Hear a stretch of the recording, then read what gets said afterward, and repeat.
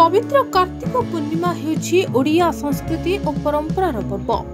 एही अवसर में पारलाखेमुंडी सहर सांगक विभिन्न अंचल लोके प्रवाहित हेउथुवा पवित्र पुण्यतया महेंद्र तनया नदी और राम सागर में एक आध्यात्मिक परिवेश मध्य बोईत बंदाण तथा डंगा भसैथिबा देखिबाकु मिलिला। एही अवसर में भोरु भक्त माने रीतिनीति अनुसार कदली पटुआरी बोईत तैयारी करी बंदापना करी जलाशय रे भसाई थांती।